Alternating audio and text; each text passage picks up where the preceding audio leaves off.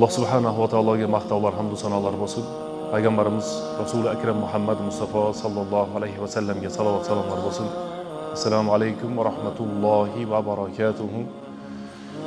Hurmatli jamoat, domlamiz ham chiroyli so'zlarda aytib ketdi. Alloh taolo bu majlisimizni foydali majlislardan qilsin.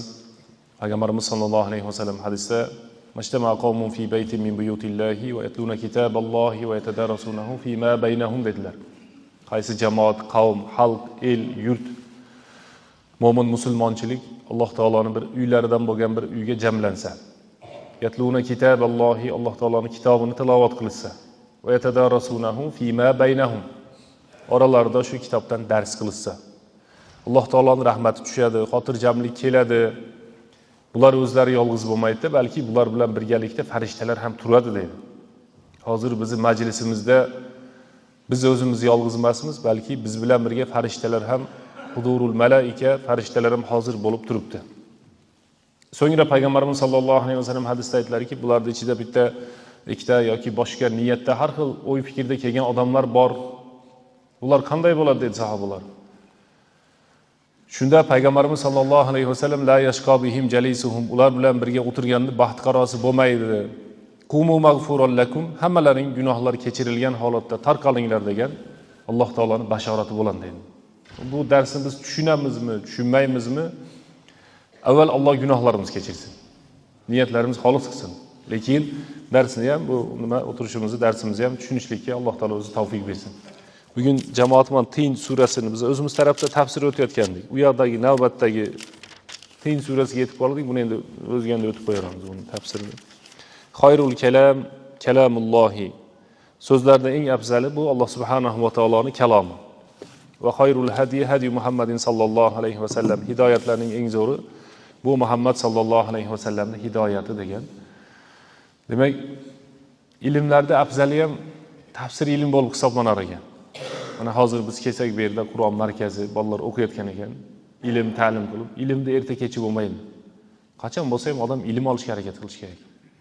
Alifni to'g'ri o'qiyolmayotgan bo'lsa, shuni to'g'ri o'qishga harakat qilish kerak. B, T, S, Ayn, To, Sin har xil shu harflarni chiqara olmayotgan bo'lsa, shuni chiqarishga harakat qilish kerak. Ilmlarda afzali Qur'on. So'zni afzali kalamulloh deydi. Alloh taoloning kalomi. Lekin olimlarimiz ajoyib so'zi bor. Bir inson shu Qur'onni xatm qiladi. Tushunmasdan xatm qiladi. Tushunmasdan Qur'onni xatm qilgandan ko'ra, shu Qur'onni tushunib xatm qilishning savobi ko'proq deydi. Uni tushunishlik uchun ma'nosini, tafsirini bilishimiz kerak. Shuning uchun mana bizning yurtlarda ham bilasizlar, Qur'onning tarjimasi, Hazrat Alloh taolo rahmatiga olsin yoki boshqalar tarjimalari bor, tafsirlari bor.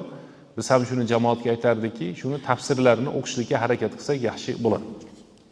Alloh subhanahu va taolo Qur'oni Karimda Bismillahirrohmanirrohim At-Tin, anjur deb tarjima bo'ladi bizga. Qur'onga e'tibor bersanglar, 114 ta sura bor. Va bu suralarning nomlari bor. Ba'zilarining nomlari ko'proq, ba'zilarining nomlari ozroq. Fotiha surasining nomini ulamolar har xil ixtilof bilan ko'p 34 ta deb ham aytganlar bor ekan. Bir suraning nomi. Ba'zi bir suralarning nomlari ozroq, masalan, Yusuf surasi, Ahsanul Qasas, eng go'zal qissa.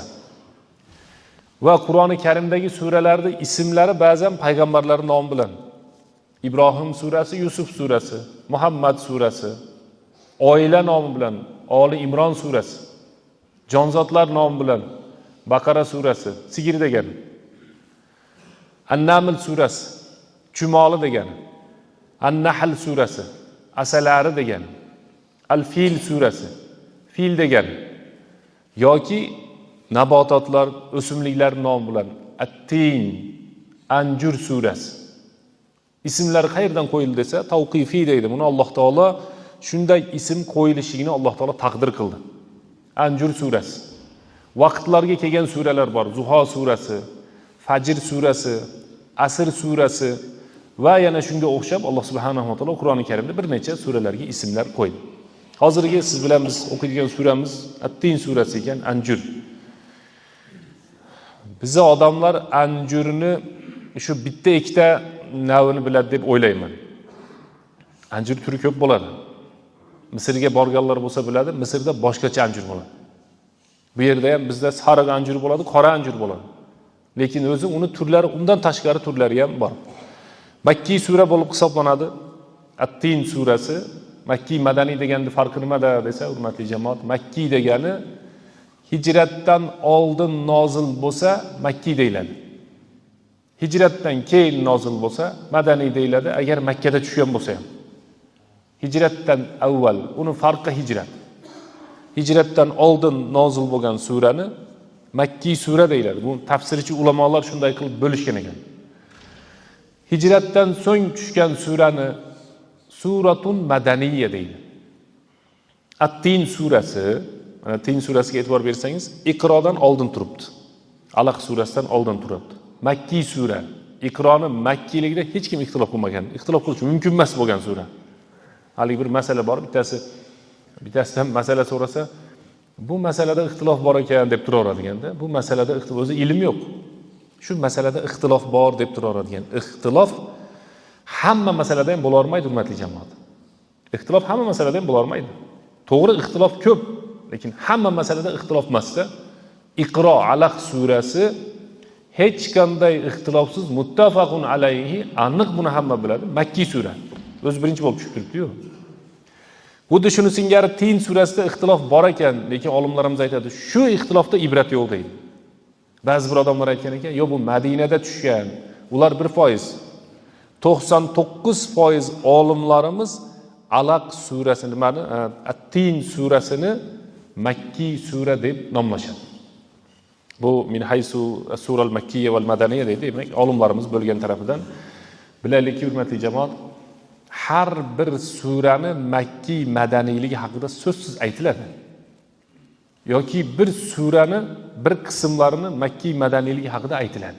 Bu tafsir ilmi shunday. Qaysi surani tafsiri boshlansa, mana shu surani makki yoki madaniy ekanligi so'zsiz aytib o'tiladi. Demak, biz o'qiyotgan Tin surasi makki suralardan bo'lib hisoblanadi.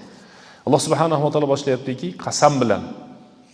Qur'oni Karimda Alloh taolo qaysi uslub bilan boshlaydi? Alloh taolo o'zi biladi. Va nimaga qasam ichadi? Alloh taolo o'zi biladi. Odamlarga bitta qasamga ruxsat berilgan. Man kana halifan falyahlif billahi aw liyasmut dedi. Payg'ambarimiz sollallohu alayhi vasallam. Qaysi inson qasam ichadigan bo'lsa, Alloh nomi bilan qasam ichsin yoki jim tursin dedi. Ana biz odamlarga e'tibor bersanglar, sekin biz odamlar ichida ham qasam ichishlik boshlanyapti. Vallohi deyapti odamlar. Xudoga qasam deyapti. Alloh subhanahu va taolo Qur'oni Karimda vahfazu aymanakum dedi. Qasamlaringlarni ehtiyot qilinglar dedi. Qasamni saqlanglar. Bular bo'lmasa qasam ichmanglar dedi. Biz ota-bobolarimiz oldin aytar ekan, e'tibor bersanglar, bu qasamxo'r dedi. Yolg'onchi odam sekin qasamxo'r bo'ladi. Mana arabda bemalol, turkda yoki boshqalarda bor. Hammasi emas, bir millatda aytsak doim bir qismini aytamiz. Lekin bizi xalqda qasam ichish degan narsa unchalik hali tarqalgani yo'q. Lekin qasamga bir o'rgangan odam qaytanmay qoladi. Shuning uchun Alloh taolo Qur'oni Karimda aytayaptiki, "Vahfazu aymanakum." Qasaminglarni ehtiyot qilinglar. Qasamni saqlanglar. Insonlar, siz bilan men qasam ichsak bitta narsaga qasam ichamiz. Alloh nomi bilan qasam deymiz. Boshqa narsaga qasam ichsak bo'lmaydi. Qur'onga ba'zi ulamolar ruxsat bergan. Ammo Alloh taolo nimaga qasam ichadi? Alloh taoloning o'zi biladi. Vaqtga qasam ichdi. Val asri, asr vaqtiga qasam. Val fajri, bomdod vaqtiga qasam. Val layli, tunga qasam. Vash shamsi, quyoshga qasam. Val qamar, vat tin, vaz zaytun, anjurga qasam, zaytunga qasam deyapti. Lekin tafsirchi olimlarimiz bir so'zi bor. Alloh taolo ham muhim bo'lgan narsaga qasam ichadi. Muhim emas bo'lgan narsaga, kerak emas bo'lgan narsaga Alloh taolo qasam ichmaydi. Demak, bu vattin deyishligi anjurni, hurmatli jamoat, kerakligi insonga foydaligi ekan. Suratul Tin, suratul Makkiyya. Va qad zakara nabiy sallallohu alayhi va sallam lit-tini fawaid azima. Payg'ambar sallallohu alayhi va sallam anjur uchun bir qancha foydalarni zikr qildi. Zaif hadisda keladi. Payg'ambarimiz sollallohu alayhi vasallam bu dedi, anjur jannatning mevalariga o'xshaydi dedi. Shunday bir rivoyat bor ekan. Nimasi o'xshaydi desa, jannatda odamlar archmasdan yeydi ekan. Jannatda odamlar archmay yeydi. Nimaga desa, po'chog'i bo'lmar ekan. Anjurda ham po'chog'i bo'lmaydi, e'tibor berganmisizlar? Anjur po'chog'i bo'lmaydi. Anjir bilan odamning aloqasi juda bog'liq. Qanday qilib bog'liq desa, anjirni o'zini birinchi aytadigan bo'lsak, yana bir rivoyatda keladiki, Payg'ambarimiz sollallohu alayhi vasallamga nisbat berishadi. Shu rivoyatda bavosir degan kasalligi. Bavosir degan kasallikka, endi buni tarjimasini aytmay qo'yayman, chidamay. Bavosir degan kasallikka davodur dedilar hadisda. Va yana anjurda aytadiki, issiqlikka ham, sovuqlikka ham ketadigan mevalar juda ham kam bo'ladi ekan. Dorilar juda ham kam bo'ladi ekan. Issiqlikka ham, sovuqlikka ham ketadigan. Safro, savdo deb 4 ta rangga bo'ladi-ku arablar. Bu haligi tibbiyotdagisi bu. Issiqlik, sovuqlik deganda tushunadi biz odamlar salpal. Turib yesa sovuqlik bo'ladi, limon yesa sovuqlik bo'ladi, ot go'shtini yesa issiqlik bo'ladi degan bir narsa bor. Qo'y go'shti issiqlik bo'ladi. Shunga o'xshagan narsa. Shu bo'linadigan-da endi. Asalda Alloh taolo Qur'oni Karimda fihi shifaa'un lin-nas dedi. Boy Ayibxon domla aytmoqchi, tushunmagan yerlarda men darrov to'xtab qolaman-da. Shu nima dedingiz hozir desangiz, qayta tushuntirishga harakat qilaman. Tushunmasalar ham ha deb o'tiraverman uyat. Tushunarli bo'lyaptimi? Tushunib ketaylik-da. Men o'zim 3-4 marta o'qib tushunmaganman-da buni. Endi birinchi marta eshitayotgan odam tushunmay qolmasin demoqchiman. Mavzudan ham tashqariga chiqqanimiz yo'q. Tin haqida ketyapmiz. Faqat buni atrofini tushuntirib ketyapmiz. Asalda nima aloqasi bor desa, shu gapim o'zi yana ilm bo'lyapti, sizlarga e'tibor beringlar. Asalda nima aloqasi bor desa, bir narsani tushuntirayotganda tashbih degan narsa bo'ladi, o'xshatish degan narsa bo'ladi. Ka'annahu deydi arablar, xuddiki deydi. Hozir asalda aytganimiz sababi orqasidan men baribir anjurni tushuntirish uchun asalda aytyapman. Bu ham bir ilm. Alloh taolo Qur'oni Karimda fihi shifaa'un lin-nas dedi. Asal shu odamlar uchun shifo dedi. Buni mashhur rivoyat hammamiz bilamiz. Umar radhiyallohu anhu Payg'ambarimiz sollallohu alayhi vasallam huzuriga bittasi kelib qornim og'riyapti dedi. Asal ich dedi. Keyin yana kelib yana qornim og'riyapti dedi. Yana asal ich dedi. 3-marta kelib qornim og'riyapti, asal davo bo'lmadi dedi. Qorning yolg'onchi ekan, Xudo to'g'ri aytayapti dedi. Alloh Qur'onda asalni shifo dedi. Seni kazaba batnuk dedi. Qorning yolg'on aytayapti. Tuzalish kerak edi dedi. Xudo Alloh taolo asalni shifo dedimi, shu e'tiqod odamning ichiga kirib ketish kerak. Fihi shifaa'un lin-nas. Asalda ko'pi zahar, buni bilamiz. O'zini norma, tartib, intizomi bor. Lekin Alloh taolo asalni shifo dedi. Mana shu asal issiqlikka ham, sovuqlikka ham ketaveradi ekan. Xuddi ichi qotib qolgan odamda asal yumshatib qo'ygani kabi, ichi yumshab ketgan, ichi o'tayotgan odamda asal qotirib qo'yadi ekan. Bitta asalda o'zi. Issiq suvga qo'shishlik bilan uni vazifasi o'zgaradi. Muzdak suvga qo'shishlik bilan vazifasi o'zgaradi ekan. Aslida asal. Bitta asalni ikkita teskari kasallikka foydalansa shifo beryapti. Fihi shifaa'un lin-nas. İnsanlar uchun asalda Alloh taolo aytayaptiki, fihi shifa, asalda shifo bor deyapti. Zayd nimachi teng anjurchi desa, anjurni shifoligi birinchi hadisga ko'ra Payg'ambarimiz sollallohu alayhi vasallam bu anjurni jannatning mevasiga o'xshatyapti. Jannatga yana bir o'xshaydigan yeri bu anjurda davomiylik bor. Bir qisqaroq davomiylik bor, e'tibor bersanglar. Teyin degani hurmatli jamoat, anjur deganda davomiylik bor deydiga oxirida. Anjurni ko'rgan ekkan odamlar biladi. Anjurni bittasi pishsa, ikkinchisi pishmay turadi. Yana bittasi pishsa, keyingisi pishmay turadi. Jannatda ham davomiylik bor. Jannat tugamaydi.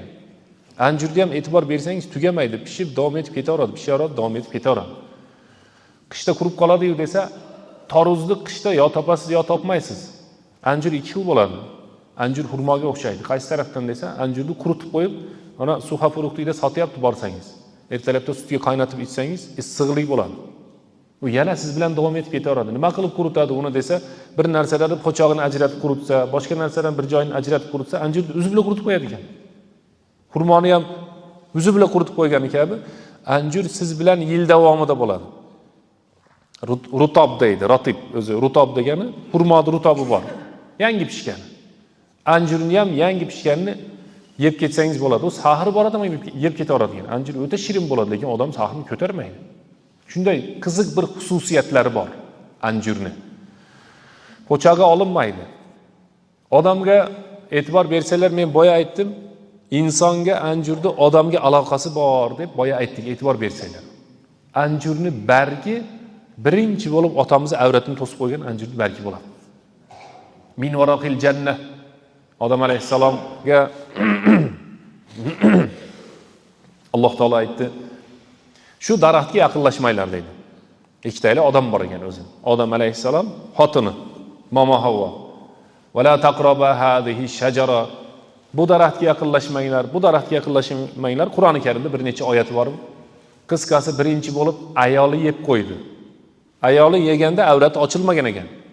Ayol kishi o'zi da'vat qiladi, oling qilib bir targ'ib qilib, da'vat qilib yo'l ko'rsatib qo'yadi-da. Odam alayhissalom ham yedi, avrati ochildi. Shuni olimlarimiz bir ajoyib so'zi bor. Qaytarilgan narsani yegan odamda avrat ochilib qoladi deydi. Ayb ko'rinib qoladi deydi. Ya'ni oldin qaytarilgan narsa ma'lum edi, hozir qaytarilgan narsa harom. Haromdan yeb yurgan odamni avrat ochilib qoladi ekan.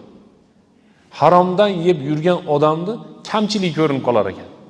Bu bir-biriga bog'liqlik narsalar bor-da hayotda. Mana shu joyda nima qildi desa, varaquttin tafsirchi olimlarimiz aytadi, Odam alayhissalomda avrati ochilganda uyatib qoldi. Uyalgandan keyin Alloh taolo unga o'sha tin daraxti, anjur daraxtini bargini olib to'sishlikka buyurdi. Chunki olimlarimiz aytadigan, bir odam namoz o'qimoqchi, lekin uni kiyimi yo'q. Endi qanaqa qilib namoz o'qiydi desa, daraxtni bargi avratini to'sib olsa bo'lar ekan. Kiyim yo'q yoki kiyimni yarimidan ko'pi najas. Kiyimni yarimidan ko'pi najas bo'lsa degan narsa bor kitobda. Shunda daraxtni bargi to'sib qo'ysa bo'ladimi desa, ha, daraxtni bargi bilan to'sib olsa bo'ladi degan. Lekin ba'zi bir odamlar o'zlarini yetishib ketganliklarimi, aqllari juda kamligimi bilmaysiz, chet ellarda yoki boshqa joylarda umuman kiyimsiz yurgan odamlar bor. Bunga targ'ib qilayotgan odamlar bor. Va buni zamonaviy, zamon talabi va yetishganlik deyotgan odamlar bor. Yetishganlik kiyinishda bo'ladi. Yetishganlik yechinishda bo'lmaydi. Yetishganlik odam avratini to'sishlikda bo'lar ekan. Demak, anjur bilan bizga bo'lgan nima? Bizi voqealarimiz anjur bilan bizga bo'lgan yaqinligimiz shunday ekan. Anjurni bargini xizmati, anjurni o'zini xizmati, yil bo'yi qilinayotgan xizmati, doim bilan biz bilan birga bo'lib turganligi hamda anjurni davosi shifolari haqida. Alloh taolo anjurga qasam ichdi. Vattin va zaytun. Keyingisi zaytun. Anjurni biz odamlarimiz yeydi. Zaytunni kam yeydi bizgilar. Hadisda payg'ambarimiz sollallohu alayhi vasallam ta'kuluna anjurni yeysizlar. Va ta'siruna zaytunni yog'ini kesizlar dedilar. Zaytunni ham olimlarimiz o'xshatgan ekanki, zaytun ham inson bilan yil bo'yi bo'ladi. Qanday qilib desa, o'zi pishganda birga bo'ladi. O'zi yo'qligida yog'ini, ta'siruna degani yog'ini chiqarib ishlatsak bo'ladi. Meditsinasi, uni tibbiyot haqida inshaalloh yana tushuntirishga harakat qilamiz. Vattini va zaytun. Anjurga qasam, zaytunga qasam. Zaytunni bilamizmi nimaligini? Qorasi bo'ladi, haligi ko'kmi yashili bo'ladi. Anjurning urug'i o'ta ko'p bo'ladi, lekin zaytunning urug'i bitta bo'ladi ichida. Haligi mangoning urug'i bittaday. Xurmoning urug'i bittaday. Xurmodan bitta urug' chiqadi. Va zaytundan bitta urug' chiqadi. Anjurdan juda ham ko'p urug' chiqadi. Surani Alloh taolo qasam bilan boshlayapti. Zaytunga, anjurga qasam, zaytunga qasam ikkinchisi, uchinchisi va turi sinin. Tur tog'i bor Misrda. Va turi sina dedi Alloh taolo boshqa oyatda. Va turi sinin dedi bu oyatda. Tur tog'i va tur va kitabin mastur degan bir nima bor? Tur degan sura bor. Tur surasi. Alloh taolo qasam ichyapti. Hozir bu Tur tog'i haqida aytsak yana mavzuyimiz kengayib ketar ekanda.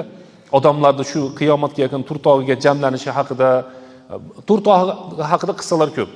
Musa alayhissalom bilan Alloh taoloning gaplashganligi haqida Turda bo'lgan. Mana shu 40 kunga chaqirdik. Alloh taolo 40 kun chaqirib Tavrot tushirganligi haqida hammasi Tur tog'ida bo'lgan. Bu Misrda. Hozir ham bor. Tur tog'iga qasam va hadal baladil amin. Omonlikda bo'lgan, tinch bo'lgan mana bu yurtga qasam. Maqsad Makka-i Mukarrama. Olimlarimiz ajoyib so'zi bor. Vattini va zaytuni va turi sinina va hadal baladil amindan maqsad nima deydi? 4 ta narsa. Tafsirga kirishyapmiz. Vattin anjur va zaytun va turi sinin Tur tog'i va hadal baladil amin Makka. 4 talasini nima aloqasi bor degan ulamolarimiz savol bor. Tin qayerda o'sadi? Zaytun qayerda o'sadi? Turu Sino qayerda? Baladul Amin qayerda? Tin degani anjur qayerda o'sadi desa, anjur Iroqda o'sadi. Ko'proq Nuh alayhissalomning yurti Judi degan toqqa Nuh alayhissalomning kemasi to'xtadi. Mali ixtilofli masala emas, boya aytdik, Alloh taolo vastawat alal Judi dedi. Judi degan tog'ning ustiga Nuh alayhissalomning kemasi to'xtadi dedi. Ikkinchi odam, insoniyatning davomchisi va ja'alna zurriyatahu humul baqin. Nuh alayhissalomning zurriyotinigina biz davomchilar qildik deyapti. Nuh alayhissalomning 4 ta bolasi bo'lgan, bittasi kofir bo'lgan, bittasidan Yajuj Majuj chiqqan, ikkitasidan inson hammasi tarqagan. Choy ichguncha shuni savol beraylik. 4 ta bolasini ismini kim biladi? 4 talasini ham. Bilgan odam ham uyatda yotgan bo'lishi mumkin ichimizda. Uyat ilm to'sadi. Nuh alayhissalomda nechta farzand bo'lgan ekan? 4 ta. Ayting. Hayo siz 4 ta deyapsizmi? Uni bildik. 4 ta farzandning to'ralasini ham ismini kim biladi? Xo'p, eslab qolaylik. Som deydi biznikilar. Sin bilan yoziladi arab tilida. Sam o'zi. Nima deymiz ekan? Som. Ikkinchisi Ham degani. Sam, Ham, Yafis, Yofus deydi. Bizda unaqa mahraj yo'q bizda tilda. Kanon. Qaysi cho'kib ketgan? Qaysi biri cho'kib ketgan? Bir yilda 2 marta kelib turaman shekilli. Ilmimiz ozaymi? Kanon cho'kib ketgan. Kanon kofir, eslab qolishga oson. Kof bilan boshlanyapti. Kanon kofir. Som bilan Homdan zurriyot tarqagan. Yofisni zurriyotidan Yajuj Majuj chiqqan. Odamning insoniyati taralishi, ikkinchi marta taralishi shunday. O'zi odamlar ham shunaqa hozir ham. Bir qismi Yajuj Majuj u yerning tagida yotibdi. Bir qismi kofir, hozir odamlar tirik yuribdi. Som bilan Hom shu hozirgi odamlar. Musulmonlar. Shu musulmon emas, har xil odamlar shular. Shuning uchun Alloh subhanahu va taolo Nuh alayhissalomga aytdi, qo'lini cho'zib, "Ey Alloh, bu meni bolam" dedi, "Bu seni bolang emas" dedi. Odamning bolasi dindan chiqsa bolasi emas bo'lib qoladi. Xudoning qudrati bilan. Ahlidan emas bo'lib qoladi. Innahu laysa min ahlik dedi. "Ey Xudo, bu meni bolam, meni ahlim" dedi, "Seni ahling emas" dedi. "Laysa min ahlik" dedi. Bu kofir bo'ldi bu dedi. Demak, Zaytunning yurti Iroq. Shuning uchun Judi tog'ini hozirgi iroqliklar aytishadi ekan, Zaytun tog'i deb qo'yishadi. Har safar Zaytun deb adashyapman. Tin, anjur yurti. Chunki tafsirchilarimiz bu yerdagi lug'at boshqa, ma'no boshqada. Shunga ko'ngil buraylik. Nimaga Alloh taolo anjur dedi, nimaga Zaytun dedi, nimaga Turu Sino, nimaga Makka dedi desa, anjurdan maqsad anjur emas. Anjurni yurti. Agarchi anjur bo'lsa ham Zaytundan maqsad bu yerdagisi zaytun emas, o'zi shu bo'lsa ham asosiysi zaytunning yurti. Bizning yurtlarda zaytun o'smaydi. Turu Sino ma'lum, Baladil Amin ma'lum. To'ralasini jamlaymiz. Nuh alayhissalomning tushgan joyi Iroq, Judi tog'i, anjur yurti.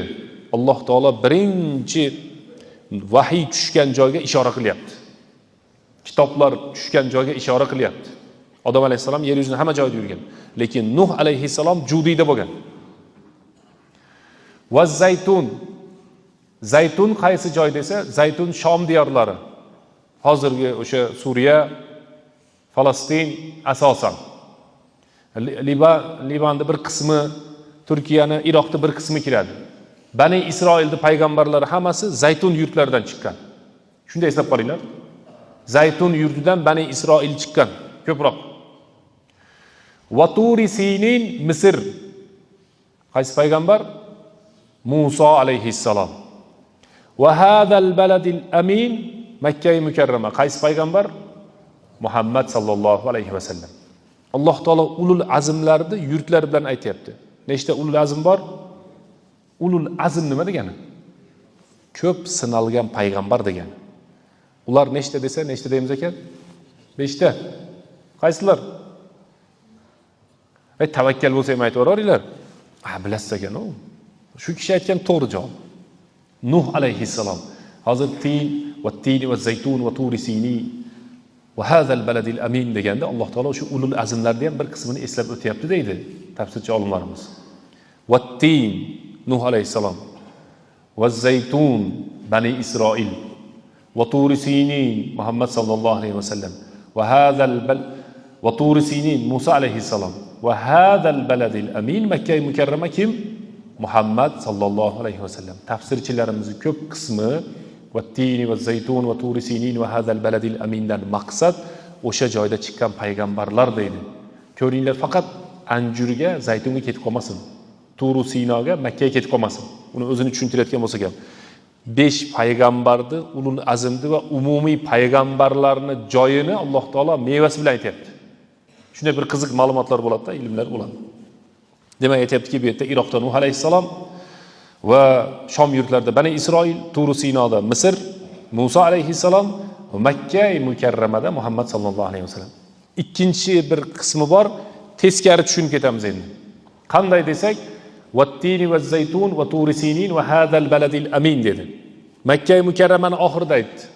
Aslida Makka mukarrama eng afzali. Undan keyin Turu Sino, undan keyin Shom, undan keyin Iroq bo'ladi. Tartib bo'yicha birinchi kelgan emas, oxirgi kelgani eng afzali bo'ladi. Va haligi sovg'a berayotganda o'xshaydigan. Sovg'a berayotganda 3-o'rin deydi-yu. Keyin 2-o'rin deydi. Oxirda nima deydi? 1-o'rin deydi. Va hadal baladil amin, bu omon bo'lgan tinch, amin tinch degani. Makka mukarrama tinch. O'sha tafsirga yetib olsak aytib beraman buni ham. Makka eng tinch yurt degani Makka mukarrama asli obro' bo'yicha 1-o'ringa kelaveradi. Bormagan odam ham borgisi kelaveradi. Variantga ham boraveradi. 2 marta ham boraveradi, 10 marta ham boraveradi, bir nimalar qilib borib kelaveradi. O'sha joyni Alloh taolo baladul amin eng afzali bo'lib hisoblanadi. Keyingi oyat kalima tushuntira oldim deb o'ylayman ma'lum bir qismini. Alloh subhanahu va taolo laqad xalaqnal insana fi ahsani taqvim. Vaqtimiz juda oz qoldi. Qisqa kerak ma'lumotlarni aytib berishga harakat qilaman. 23 minut qoldi azonga. Shu kerakini tushuntirishga harakat qilamiz. Alloh taolo aytdiki: laqad xalaqnal insana fi ahsani taqvim dedi. Biz insonni eng go'zal shaklda yaratdik dedi. Bittasi biroq uylanibdi. Harun Rashid davrida bir xotin olibdi. Olsin, olmay bola bo'lgandan ko'ra olib bola bo'lgani yaxshiroq. Bittasi uylanibdi. Juda chiroyli uylanibdi. Odam maqsad shu. Erkak kishi ko'ziman, xotin kishi quloqman yuradi-yu. U juda chiroyliga uylanibdi. Uylanib kechqurun oy 14 kunlik bo'lganda Badr deyiladi. Shuning uchun g'azotning nomi Badr deyiladi. 14 kunlik bizda ham bor, arabda ham bor. Oyni go'zallik misoli deyiladi. Bilasizlar, oy desa, ha, oyda chiroyli ekan, falonchi chiroyli. Qisqasi oyni go'zallikka nisbat beriladigan narsa oy. Hech kim quyosh chiroyli ekan demaydi-da, oyni chiroyli ekan deb turaveradi. Siz oyga o'xshaysiz deb maqtab turaveradi. Shu kishi ham go'zal xotiniga uylanib olib 14 kun kechqurunda ketayotib nima deyishni bilmasdan xotiniga aytibdi: "Oydan chiroyli bo'lmasang 3 taloqsan" debdi. Shu taloqni ham osonlashtirib yubordi oxirgi paytda odamlar. Domlalar boshini yarimi taloqman o'tyapti. Nimaga desa, ikkita savolning bittasi taloq haqida. Yo'l yo'q, shunga iloji yo'q deb. Siz rosa tushuntiradi-da, uni xotiniga siz taloq berib qo'yganday. U taloqni o'zi berib qo'ygan.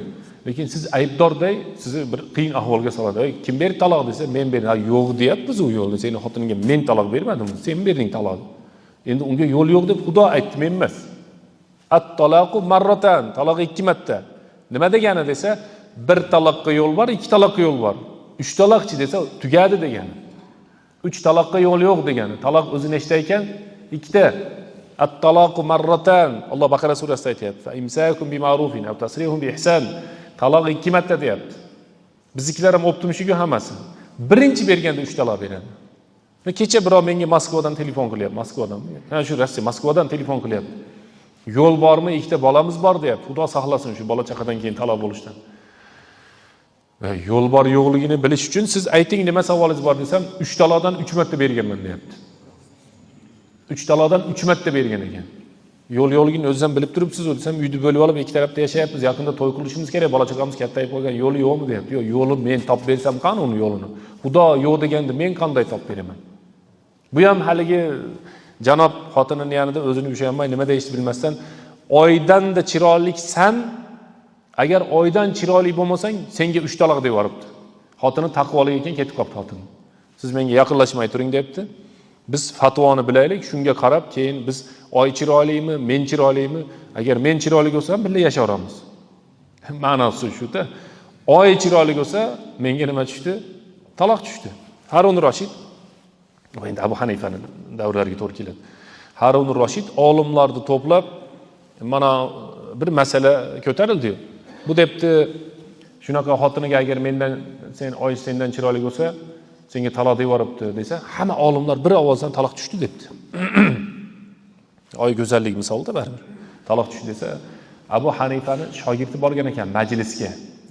Mazhab boshimiz Imom Abu Hanifa rahmatullohi alayhi shogirdi majlisga borganda taloq tushmadi debdi. Sen debdi Harun Rashid, shuncha olimlar turib taloq tushdi desa, sen yoshroq ekansan, kichikroq ekansan, nimaga taloq tushmadi deyapsan desa, bu olimlarni bilmadimi? Xudo aytgan debdi. Bu olimlarni bilmadimi? Alloh aytgan debdi. Nima degan desa, biz o'tayotgan shu tafsirini hozirgi o'qiyotgan oyatimizni o'qib bergan ekan. Ba'zi bir oyatlarda qissalar bo'ldi shunaqa. Nima dedi? Aytchi desa, laqad xalaqnal insana fi ahsani taqvim. Alloh aytayapti. İnsonni eng go'zal holatda yaratdik deyapti. Odam bilan hayvonlarning farqi kam. Farqi shu nimasida, ularda taklif yo'q, aql yo'q. Yeyishda farqi yo'q. Pomidor badringni mol ham yeydi, qo'y ham yeydi. Odam ham ukrop, kashvish deb yuraveradi. Badringni solib, tarvuz solib bersangiz, bu qovunni solib bersangiz, shu shirin shekilli deb yeb qo'yaveradi. It ham go'sht yeydi, biz ham go'sht yeymiz.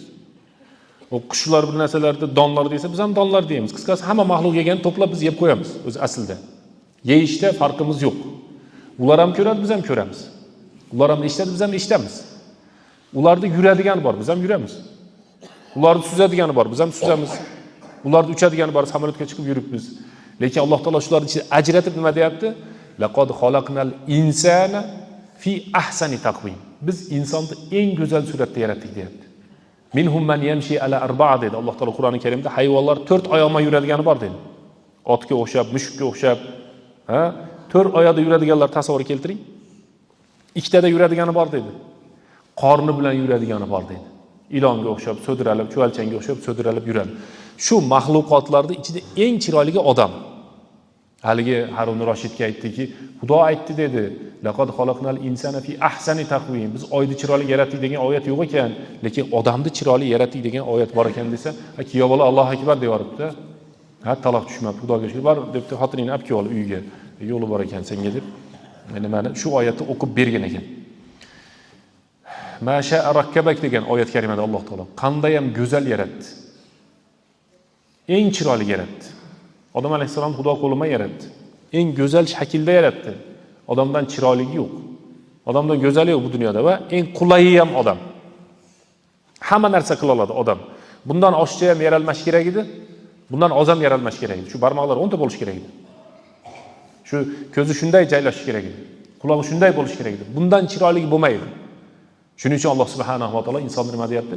Laqad xalaqnal insana fi ahsani taqvim. Biz insonni eng go'zal suratda yaratdik deyapti. Ikkinchi masala hurmatli jamoat, insonda hayvonda sifati bo'ladi. Insonda hayvon sifati bo'ladi. Va bir necha sifatlar bo'lishi mumkin. Shu suraning tafsirida yozib qo'yibdi, uni ham bir necha sifatlari ham bo'lishi mumkin. Payg'ambarimiz sollallohu alayhi vasallam hadisda amakilarini sherga o'xshatdi. Hamza Asadulloh dedi. Payg'ambarimiz sollallohu alayhi vasallam hadisda musulmon inson asalariga o'xshaydi deydi. Asalarini e'tibor bersanglar, faqatgina gulga qo'nadi ekan. Go'ngga qo'nmaydi ekan. Axlatga bormaydi ekan. Musulmonning sifati shunday bo'lishi kerak. Asallari gulga qo'nadi, shoxini sindirmaydi va asal qiladi deydi. Pashsha, ba'zi bir odamlar o'xshaydi. Pashsha harom narsaga qo'nadi. Axlatni tashiydi. Itoat bo'lmaydi pashshada. Asallarida itoat mahkam bo'ladi. Shuning uchun masjidning imomiga yo o'zini boshchisiga yoki boshqa odamlarga nima qilish kerak ekan? Inson quloq solish kerak. Ota-onasiga, o'zini bir jamoati, masjidda bo'ladigan bo'lsa, nima qilish kerak? Quloq solish kerak. Asallarga o'xshash kerak ekan. So'ngra asal paydo bo'ladi. Pashsha bo'lib hamma bilganini qilib yursa, u pashsha bo'lib qoladi. Insonning tabiatida qo'rqoqlik bo'ladi. Endi yana bilasizlar, har xil hayvonlarga odamlar o'xshaydigan odamlar bor. Alloh subhanahu va taolo Qur'oni Karimda shuni o'xshatgan. Famasaluhu kamasalil kalb degan, bu itga o'xshaydi degan. Dinda, ilmda yoki boshqa narsada yurib turib, keyin qaytib ketishlaydi. O'qiganiga amal qilmaslikda Alloh taolo kamasalil himar dedi. Eshakka o'xshaydi dedi. Yahmilu asfara, ustiga yuk ko'tarib ketayotgan, kitob ko'tarib ketayotgan eshakka o'xshaydi. Kitoblarni olib qo'yib, qum solib qo'ysangiz ham bilmaydi ekan.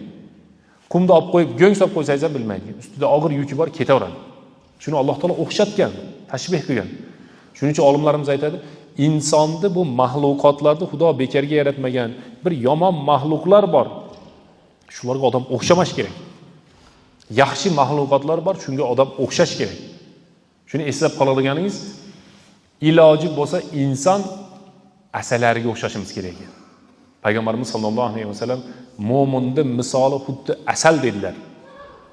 Shoshqaloqning misolini otga o'xshatdi. Sekin yuradigan odamni tuyaga o'xshatdi.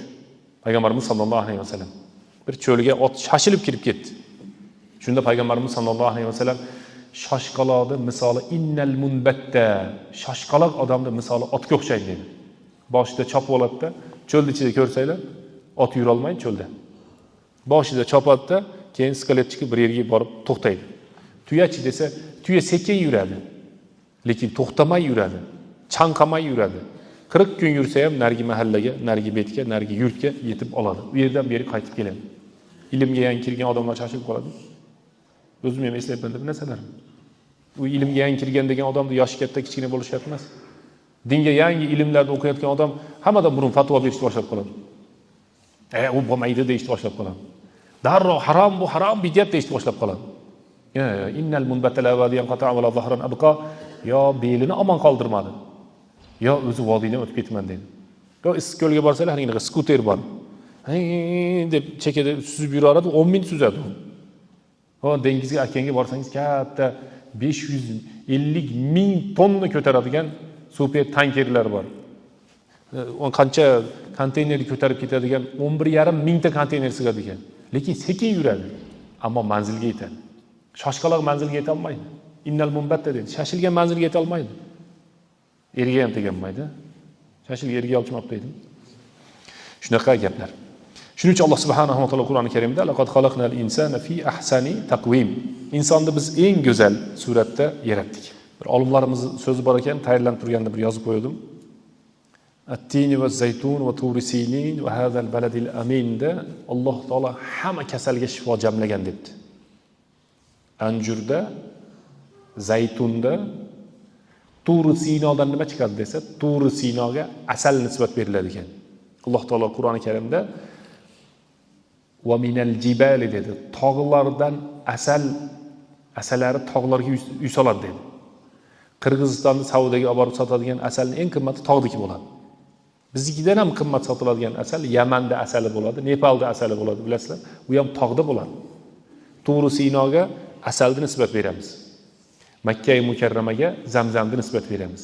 Shunda bizda nima jamlandi desa, nisbiy bu narsalarda bittada eslab qolishinglar oson bo'lsa yaxshi bo'ladi. At-tin, anjur, buni foydalarini aytib berdim. Az-zaytun, zaytunning foydasini aytmadik, hozir aytamiz. Turi Sinoga asal, baladil aminga Zamzam. 4 narsa. Anjurning shifosini, davosini aytdik. Shifaun va davoun deyishgan olimlarimiz.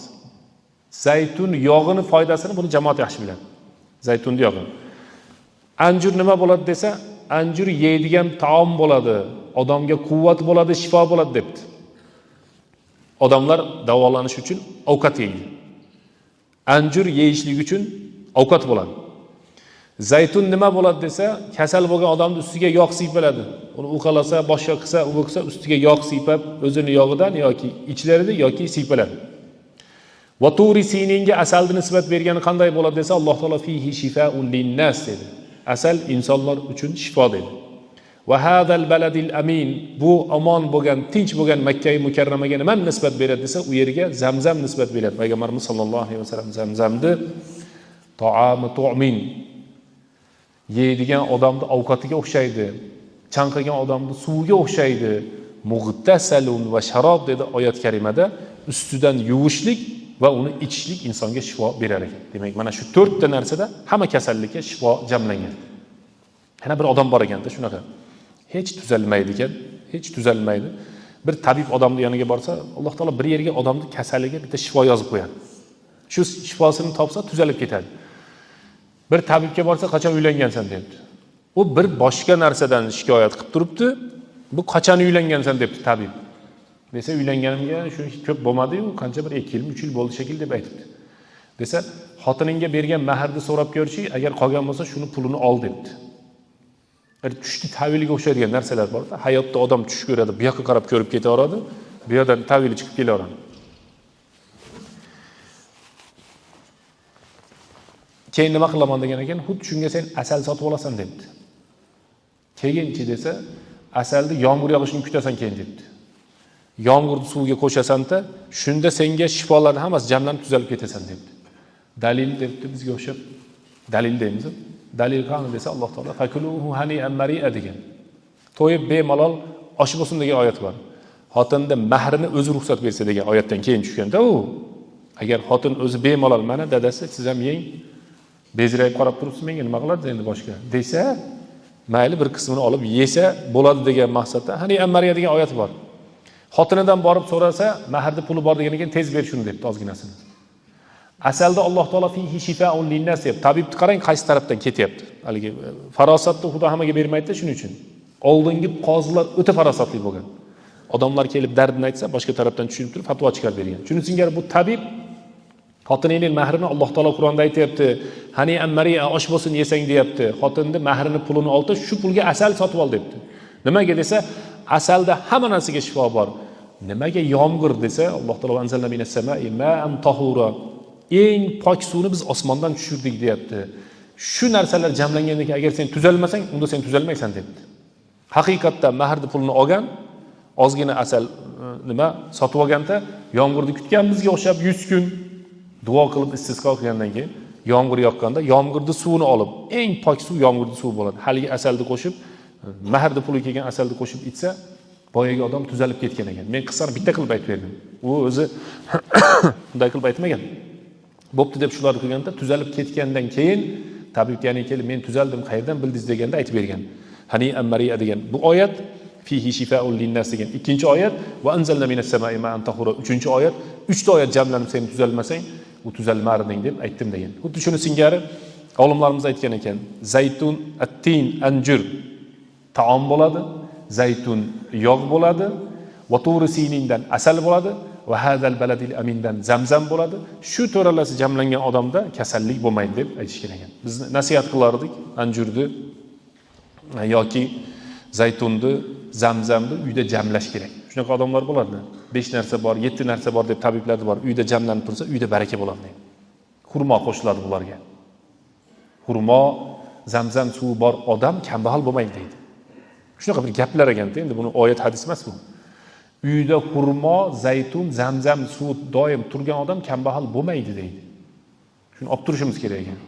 O'tgan hafta bir joyga borib, hali 5 litrlik zamzam, shu zamzam haqiqatdan Makkadan kelgan zamzam bo'lsa, sotib olay desam, yo domla sizni aldamay qo'yar, bu falshiviysi bu dedi. Keyingi hafta bittasi Makkadan zamzam olib kelib qoldi 5 litr. Keyin shuni oldik biz. Shuni o'sha shu yoqdan kelingani bilgan zamzamiylar bo'lsa, xurmo bo'lsa, zaytundan uyga qo'yib qo'yiladigan bo'lsa, shu odamda kambag'allik bo'lmar ekan, inshaalloh. Summa radadnahu. Ikkinchi qismga o'tamiz ekan. Summa radadnahu asfala safilin. Alloh taolo asfala safilinga uni qaytardik deyapti. Xudoning qudrati bizi tilda ham asfala safilinga jo'natib yuboraman degan gap ishlatiladi, bilasizlar. Seni asfala safilinga jo'natib yuboraman. Bu shirkiy gaplarda, bu hech Xudodan qo'rqmagan gaplar. Yaxshiyamki bu tilidan aytayapti-da, ichidan bu gapni aytolmaydi hech kim. Asfala safilinda ikkita tafsiri bor. Birinchisi ozgina qismdagi ulamolar aytgan, endi biz uni aytib qo'yamiz. Asfala safilin deganda insonni qarib ketishi deyishgan ekan. İnsonni yoshligidan so'ng qarib ketishi degan ekan. Asfala safilinga qaytdi degani dunyodan turib asfala safilinga qaytdi bu odam. Qanday bo'ldi desa, pasaydi. Nimasi pasaydi buni desa, insonni arzalil umr degan hadis bor.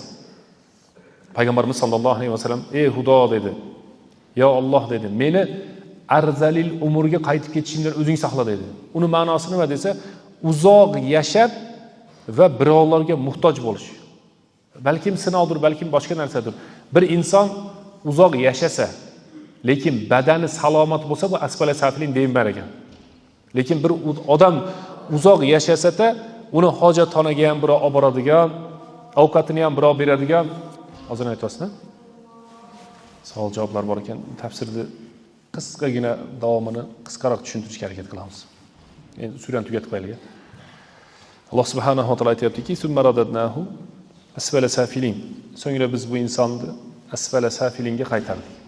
Asfal degan so'z bizda ham to'g'ri tarjima qilgan. Asfal deb past degani. Asfala safil juda past degani. Alloh taolo Qur'oni Karimda innal munafiqina fid darkil asfali minan nar. Munofiqlar do'zaxning eng ostki qismida bo'ladi dedi. Do'zax 3 ta bo'lsa, yuqori qismida gunohkor musulmonlar yonadi. O'rtasida kofirlar yonadi. Ostida munofiqlar yonadi. Shuning uchun munofiqning darajasi haqiqiy munofiq aytamiz. Alomati bor emas. Alomati bor deb munofiq deb yormaylik. Xislatun minan nifaq degan hadisda munofiqning sifati bor bunda degan. Haqiqiy munofiq do'zaxda fiddarkil asfali minan nari va lan tajid lahum nasira deyapti Alloh taolo. Haqiqiy munofiq odam do'zaxning eng orqasida, eng ostida yonadi deyapti. Va lan tajid lahum nasira. Hech kim yordam bermaydi deyapti. Bu hozir munofiqlar bir-biriga yordam berib yuraradi. Bo'laradi, o'xshab turaradi. U yerda bo'lmaydi unaqa yordam. U yerda o'zi qochadi. Biz shularga quloq solibmiz deydi. Ata-ona, sadatana va kubaraona deydi. Bu kattamizga quloq solib o'tiraribmiz deydi. Kattasi birinchi bo'lib qochadi. Shuning uchun Alloh taolo Qur'oni Karimda innal munafiqina fid darkil asfali minan nar deydi. Munofiq do'zaxning eng pastida bo'ladi deydi. Demak, do'zax 3 qism.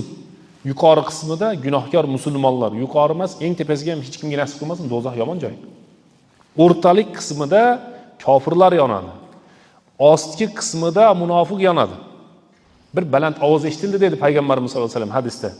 70 yil oldin tashlangan tosh bugun yetib bordi do'zax tagiga dedi. U yerdan turib munofiq baqirsa tepaga emas, o'sha joyga ham eshitilmaydi. 70 yil tosh oxirga yetib bormaydigan narsa do'zax shunchalik chuqurlik. O't qanday bo'ladi desa, o't 3 ta bo'ladi. U o'tni bittasi dunyoda biz ishlatib turgan o'tlar. Alanga, issiqligi bor, kuydiradi odamni. O'zi alanga rangi biz ko'rgan o'sha qizil o't, qizil sariq o't. Ikkinchisi qora bo'ladi. U qanaqa o't desa, do'zaxning o'ti qora bo'ladi. Inson o'sha joyga tushgandan keyin ko'rmaydi, bilmaydi, nima bo'layotganini ham ko'rmaydi ham, bilmaydi ham. Qorong'u joylari bo'ladi. Uchinchisi bizni mana suramizga aloqador Turu Sinoda Musa alayhissalom anastu naron dedi. Bir o'tni ko'rdim dedi. Qaysi o't desa, shu zaytun yog'idagi o't. Zaytun daraxtini yonib turgani deyishadi. Shunday bir marta bo'lgan. Bilasizlar, o'tning xususiyatini Alloh taolo qodir olib qo'yadigan bo'lsa, olib qo'yaradi. Ibrohim alayhissalom o'tga tashalganda o'tning xususiyatini Alloh taolo olib qo'ydi. Va qulna ya naru kuni bardan va salaman ala Ibrohim dedi. Ey o't dedi. Hozir Ibrohim kelyapti, Ibrohimni kuydirma dedi. O't bo'lib turaverdi, Ibrohimga gulzor bo'ldi. Dushuni singar o't 3 ta bo'ladi.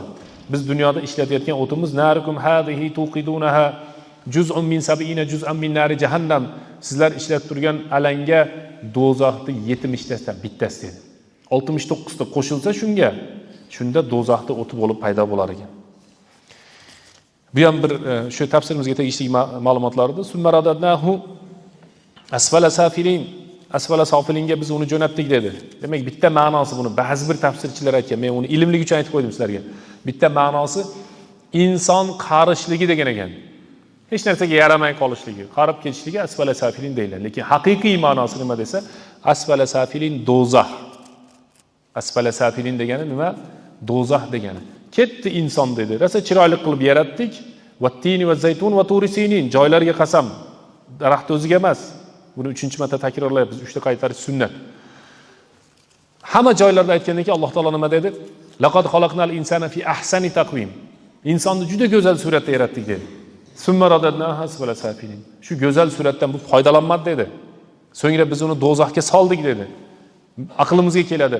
Hammanimi illallazina amanu va amilus solihati falahum ajrun g'ayru mamnun. Ikkita tafsiri bor. Illallazina amanu va amilus solihat val asrda keladi yoki boshqa oyatlarda ham. Iymon keltirgan va shu iymonini asosida solih amal qilgan insonlarni falahum ajrun, ularda ajri bor. Qanday ajr desa, g'ayru mamnun, minnatsiz. Bizning tildagi minnat emas u. Qanday desa, to'xtamaydigan ajrlar bor deyapti.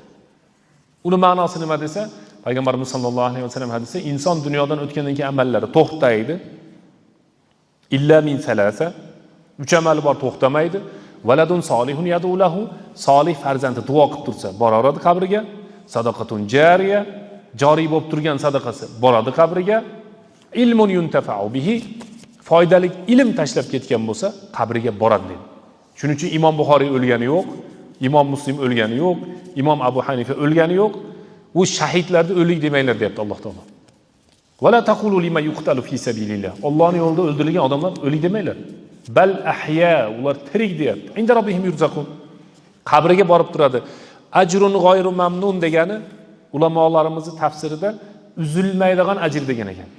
Bir yerga daraxt ekdi, mevasidan odamlar va qushlar yeyapti. Savob bo'ladi dedi Payg'ambarimiz sollallohu alayhi vasallam hadisda.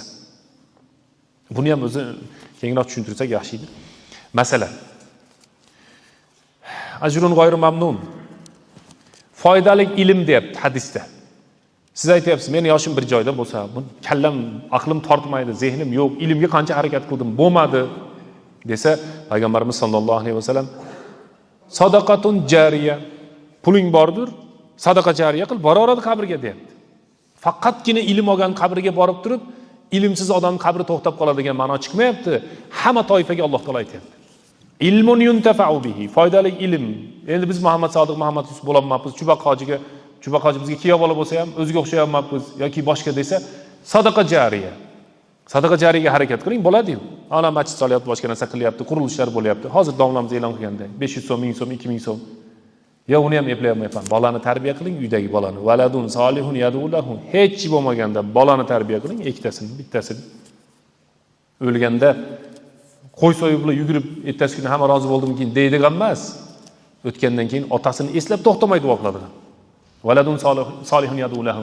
Shunda olimlarimiz aytishadiki, falahum ajrun g'ayru mamnundan hech kim to'sib qo'yilmagan. Uziliksiz ajrdan hech kim to'sib qo'yilmagan. Yo ilm olsin, yo sadaqa jariya qilsin, yo men yo boyib ketmadim, yo ilm olmadim desa, bola tarbiya qilsin, bola. Abu Hanifaning eng katta shogirdi, dunyoga eng mashhur bo'lgan va Abu Hanifani mashhur qilgan shogirdi kambag'al bo'lgan. Bir yo'q, xotinda o'g'li bo'lgan. Abu Yusuful Qodiy. Shuni Abu Hanifa olib kelib, ilm beraman desa, onasiga, bu bozorda ishlash kerak, arava tortish kerak deganda, men pulini beraman, bu ilm o'qisin deb o'qitib o'rgan ekan. Qodil qudot bo'ldi, qozilarning qozisiga aylandi. Illallazina amanu va aminus solihati, iymon keltirgan va solih amal qilgan insonlarning ajrlari, nafaqat o'sha paytda qilib turgan ajrlari, g'ayru mamnun, o'lganlardan keyin ham ularning ajrlari to'xtamasdan kelib turadi. Fama yukadzibuka ba'du bid-din, shuncha ma'lumotdan keyin siz dinga qanday ham dinni yolg'onga chiqarasiz. Alayhisallohu bi ahkamil hakimin. Alloh subhanahu va taolo eng hikmatli zot emasmi? Xudodan hikmat so'rash kerak. Baqara surasida Alloh subhanahu va taolo va man yu'tal hikmata faqad utiya khayran kaseera dedi. Kimga Xudo hikmat bersa, juda ham ko'p narsaga erishib dedi. Hikmat haqida biz darslarda o'tganmiz, jamoatga tushuntirganmiz. Hikmat degani wad'u shay'i ala mawdi'ihi, har bir narsani o'z joyida, o'z ko'rinishida, o'z o'lchamida qilinishligi hikmat bo'ladi. Shu gapni men hozir aytishim kerak-da. Keyin aytsam ham bo'lmaydi, avtobus ketdi. Oldin aytsam xunuk bo'lib qoladi. Shu ishni men hozir qilishim kerak. Shu ibodatni hozir qilishim kerak. Shu ehsonni hozir qilishim kerak. Har bir narsani o'zini o'rniga qo'yishlik hikmat deyiladi. Har bir narsani o'zini o'rniga qo'yishlik, bu qishloq tilida tushuntirsak, ertaman to'yga kirayotganingizda qaynoq suv qo'ysa bu hikmat emas u. Muzdak suv qo'ysa ham hikmat emas. Odamni qo'liga yoqadigan suv quysa bu hikmat. Buni misoli millionta. Alloh taolo aytdiki, alayhisalloh va ahkamil hakimin. Hukm qiladiganlarning eng hakimi bu Alloh subhanahu va taolo. Yasin val Qur'anil hakim. Alloh taolo o'zi hakim. Qur'on hakim. Rasululloh sallallohu alayhi vasallam hakim. Qanday qildi? Alloh taolo aytdiki, yuallimuhumul kitaba val hikmata. Payg'ambar kelib ularga hikmatni o'rgatadi. Shuning uchun Alloh taolo shular jamlab nima dedi desa, va may yutal hikmata faqad utiya khayran kaseera. Qaysi odamga hikmat berilsa, yaxshilik jamlanib shu odamga berilibdi dedi. Alloh subhanahu va taolo hammalarimizni shu Qur'onni o'qiydigan, o'rganadigan, amal qiladigan, ma'nolarini tushunadigan insonlar safidan qatoridan qilsin. Va tini va zaytun, anjurga qasam, zaytunga qasam, va turi sinin, tur tog'iga qasam, va hadal baladil amin. Omon bo'lgan Makka ga qasam. Men shu joyini tafsir qilmay o'tib ketdim. Baladul amin hammamizga tushunarli. Bu oyatni men tafsir qilmadim. Laqad xalaqnal insana fi ahsani taqvim. Dar haqiqat biz insonni eng go'zal suratda yaratdik. Summa radadnahu asfala safilin. So'ngra insonni do'zaxga tushirdik. Illallazina amanu va amilus solihati falahum ajrun g'ayru mamnun. Ammo do'zaxga tushmaganlar kimlar desa, iymon keltirib va solih amal qilganlar, ularning ajrlari dunyodan o'tganlardan keyin ham to'xtab qolmadi. Fama yukadzibuka ba'du bid-din. Shuncha narsadan keyin sizni nima dindan chalg'ityapti yoki dinni yolg'onlik chiqarishga sizni chaqiryapti. Shuncha narsadan keyin qanday kofir bo'lasan deyapti. Alayhisallohu bi ahkamil hakimin. Alloh subhanahu va taolo eng hikmatli va hakim bo'lgan zot emasmi deb savol bilan tugatyapti. Bala shahidna degan ekan hadisda payg'ambarimiz sollallohu alayhi vasallam shu oyat o'qilganda biz guvohlik beramiz. Alloh taolo eng hikmatli zot deb sunnatda shuni aytib qo'yishlik bor ekan. Bu taliga nimada Balad surasida kelganda alaysa zalika biqodirin ala an yuhyiyal mauta deganda bala biqodir ala an yuhyiyal mauta degan oyat bor. Unaqa duo bor. Xudo qodir emasmi qayta tiriltirishga desa, biz nima deymiz ekan? Xudo qodir, qayta tiriltirishga Alloh taolo qodir. Subhan robbika robbil izzati amma yasifun va salamun alal mursalin. Alhamdulillahi robbil alamin. Wahdina wa fiqna ila al-haqq wa ila tariqil mustaqim. ربنا آتنا في الدنيا حسنة وفي الآخرة حسنة وقنا عذاب النار برحمتك يا أرحم الراحمين.